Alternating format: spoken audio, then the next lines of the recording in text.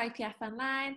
This week we are starting our new series, which is interviews. Now, you might know some of the people or you might not. Today we have Rachel Solomon with us.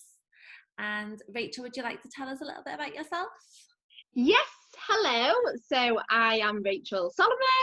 I am 32 years old. I should know that off the top of my head. How awful is that? I am a mum of one child. He's aged 2. He's called Ezekiel Solomon. We call him Zeke short. I have a dog called Peanut who is actually sleeping right there as we speak. I'm originally from Leeds, moved to Liverpool for uni, and I am a teacher. Lovely, thank you. And our first question for you today will be, if you were a roasting a vegetable, what roasting a vegetable would you be? And why? And why? I would be a roast potato. Oh, very nice. Because they're a little bit round, but in a nice way, and they can be a little bit dull and a little bit boring, which sometimes when I'm just can't be bothered with life, I'm a little bit dull and a little bit boring. But I think when you season them, they can come to life and be very exciting. And I like to think I can be like that too. Lovely, thank you.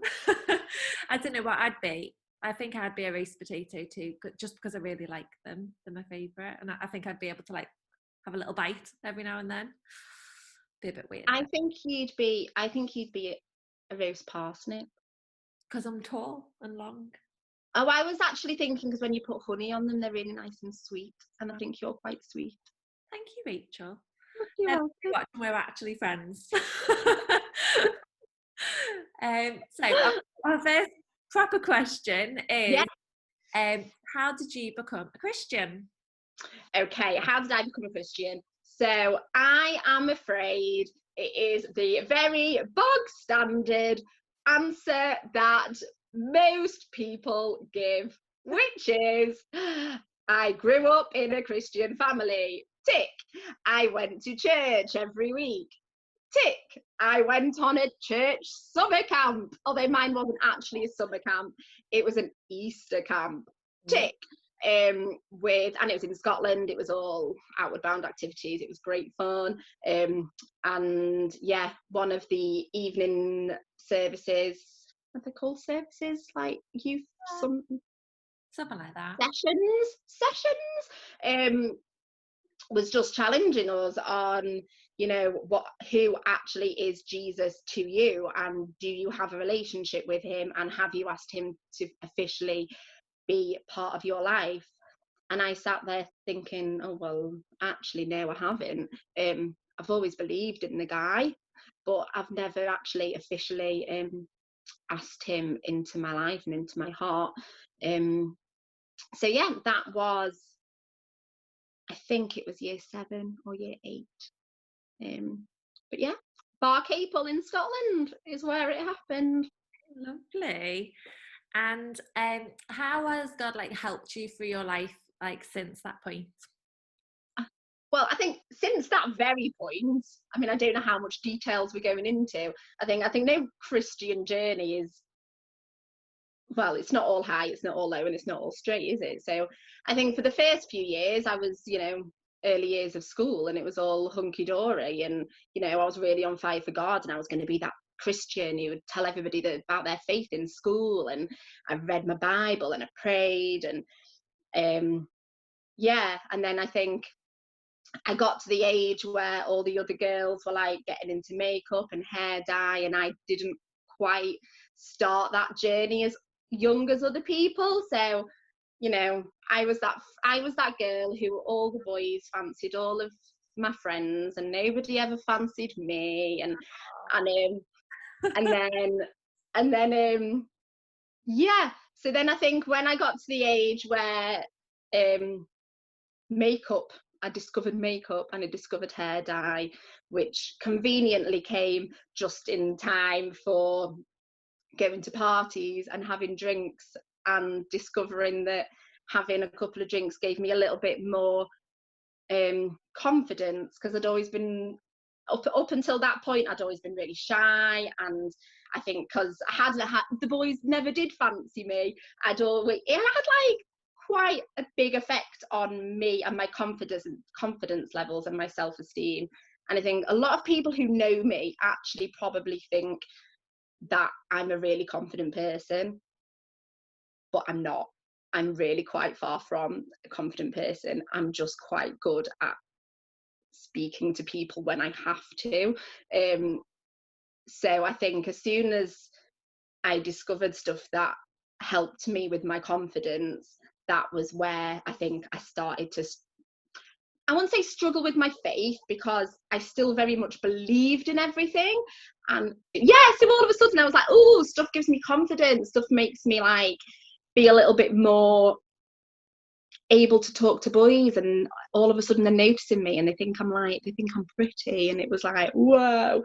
And then I think that's where I still believed in God, I still went to church, but I suppose I was choosing to live for me rather than live for God. And actually that started at quite a young age. I'd like almost like year 10, 11. So yeah, and then went on through sixth form, went through university years, was a little bit of a party animal. My church attendance was not a church. dipped.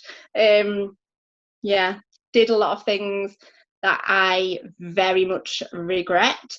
Yeah, so for anybody that's watching this and thinks that alcohol gives you confidence, I am telling you now, it's actually made me do things that, looking back, make me feel sick to my stomach, and there's nothing that I can do about it, and I hate it.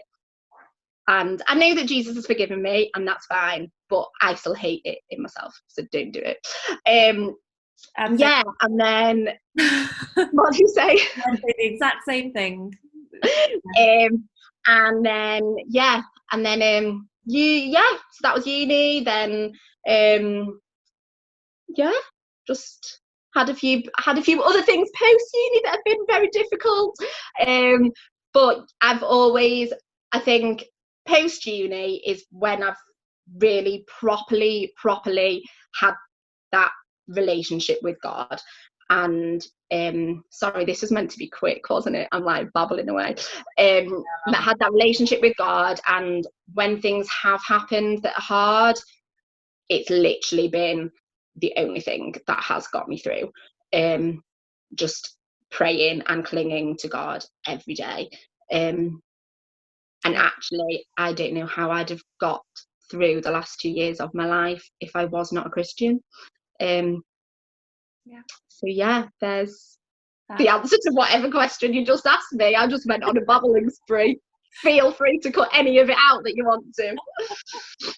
That's exactly what we wanted to hear as well, like that God has helped you through lots of different situations, and that being a Christian has just made things more bearable. And doesn't mean that your life is like easy, but it does mean that you've got God there with you to face those storms when they do come. Yeah. And it also makes you even more thankful for the world that we live in. I just look at what we see and I'm just like, oh my goodness, God made this. Like, yeah. It also makes you even more thankful for the nice things. You have the best of the best and the best of the worst. Yeah. Great. Lovely. Our next question is, what is your favourite Bible verse and why? Okay, so when you said you're going to ask me this, I was just like, oh, I'm not that person that has a favourite verse. My verses change all the time depending on whatever I'm going through or whatever is like apparent to me at the moment. But at the moment, so whenever I have a verse that's my favourite at that time. I always write it on a post-it note and stick it on my fridge. And this is my favourite at the moment, if you can see it. And it says, "We belong to you. We tell you our worries and you won't let us fall." And that's Psalm 55, verse 22. Obviously, a more out there version. I don't know what version it is, but it's a very modern version. Yeah. So that's something that has helped me in the last couple of years. Just constantly thinking, I'll tell you my worries. I belong to you. That's how it starts. We belong to you. I belong to God, and He will hold me in His hand, and He won't let me fall. Yeah, because when we think about it, like, we look after our belongings in the same way. If we belong to God, then He's going to look after us in the same way. Yeah. Oh, I've never thought of it as belongings. You can tuck me in His handbag and keep me safe. Pocket up here. Imagine God has a handbag. Yeah, Put on his Louis Vuitton on, got me chilling inside it, having a lovely time in his Louis Vuitton. And our last question, another silly one to finish off, is: would you rather have bread for legs or a chocolate head, and why? How firm is the bread? An average toasty white loaf. Oh, so they'd be all wobbly, wouldn't they? Yeah, it's not a French stick. I'd rather have a chocolate head. What if it's a sunny day? What would you do? You'd melt, and then my dog might eat my head, and then I'm dead. And then the dog's dead because they're allergic to chocolate, and I've got no head. I don't know. That was my gut instinct. I'm sticking with my chocolate head. Sunny day, dog owner or not, my chocolate head. All right. Thank you so much, Rachel, You are more than welcome for joining us and sharing your testimony. So we'll leave it there. So thank you. Bye. Thank you. Bye.